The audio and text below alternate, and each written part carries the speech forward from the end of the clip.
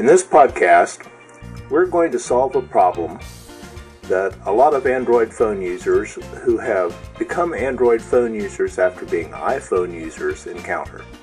And that is, how in the world am I going to get my podcasts in sync between my computer and my phone? With your iPhone, you sync through iTunes, and you have the same podcasts available on your computer as you have available on your iPhone. The interface, the iPod phone is beautiful, slick, intuitive.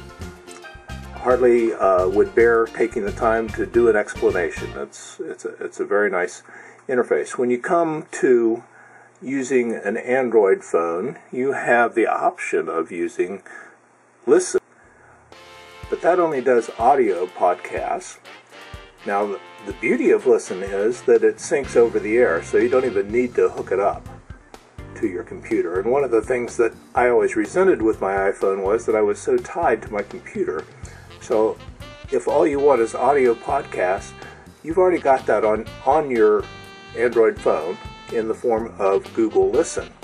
Plus, Google Listen has the benefit of going to Google Reader, and you can see your Listen subscriptions right in Google Reader, and you can manage them from there as well. However, for those of us that are addicted to things like Leo Laporte's shows on Twit TV, or Revision 3 shows like Techzilla, or watching Callie Lewis on what had been Geek Brief TV, and now you can catch her on Geek Beat TV. These are all video podcasts, and Listen doesn't yet allow us to subscribe to video podcasts, and that's a big part of the shows that I follow. So I tried a variety of different things. I tried different means of syncing with iTunes. I tried syncing using Double Twist, and I found none of those solutions to be reliable, robust, or satisfactory. And so finally I did the unthinkable. I spent money on a phone app. It's unbelievable. How could you spend money, and let alone $7? Well, the reason is because these shows are important to me. So for $7, it's like going to the movies, and now I've got a lifetime of being able to follow the shows that I enjoy and learn from. So I went out and I purchased DoggCatcher.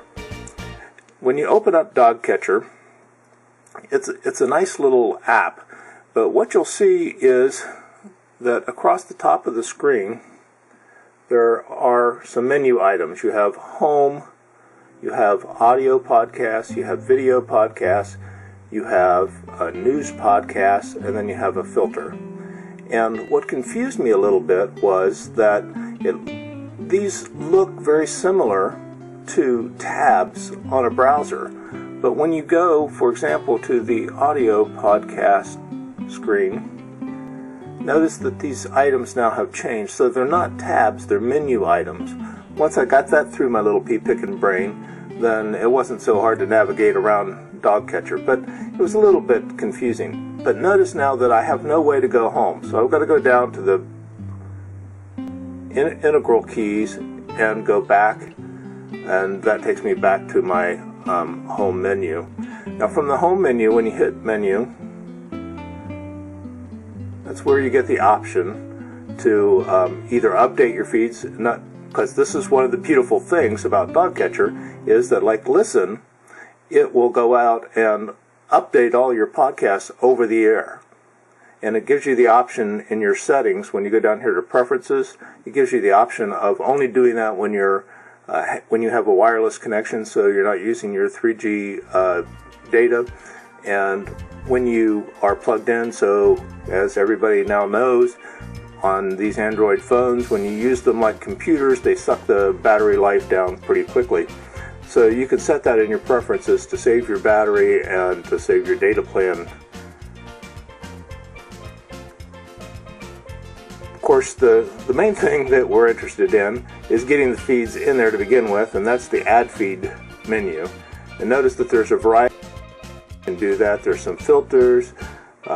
There's some directories, the NPR podcast directory, BBC podcast directory, and of course the Revision 3 and Twit podcast directories, which is really where those of us who are interested in technology find a lot of our shows in those two categories. But one of the great little features is this import feature. If you don't want to be typing in all of your RSS URL addresses, then what you can do is export them from whatever you've been using. In my case, that was iTunes. You can export those as an OPML file and import them directly into DoggCatcher. So, very nice little feature there. Now, from the home screen, it'll show you all the shows to which you have subscriptions. And then you can just see how many episodes are available and how many episodes have been downloaded and the status of whether or not you viewed them. And if you want to see the episodes themselves, you touch the music notes to go to the audio episodes. And these are shows that are ready to watch. Or you can hit the reel, and it shows you the video episodes. And again, when you see the little reel there, that means that they're ready to watch.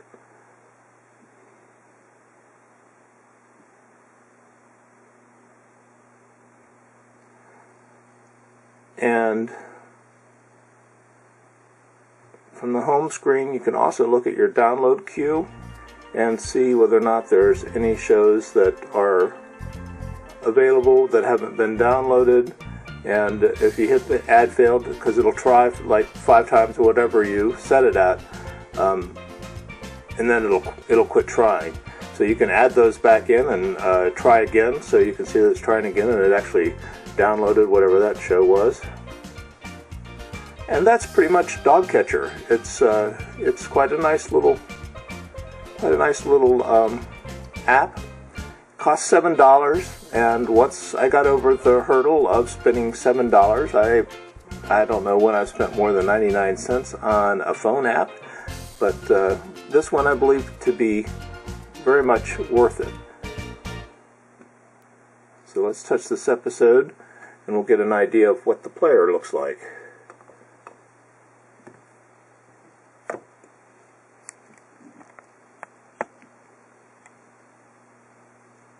And there you have it.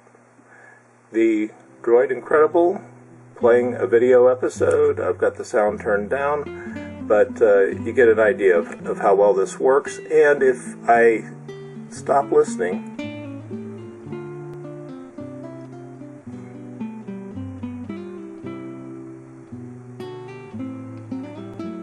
and then I want to go back to that show,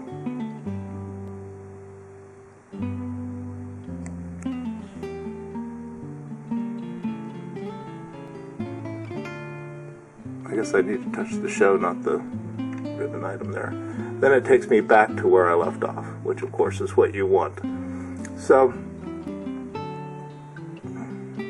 that, let's save that. I don't want to start watching that now. I want to watch that show later. That pretty much is DoggCatcher in a nutshell. I hope that you found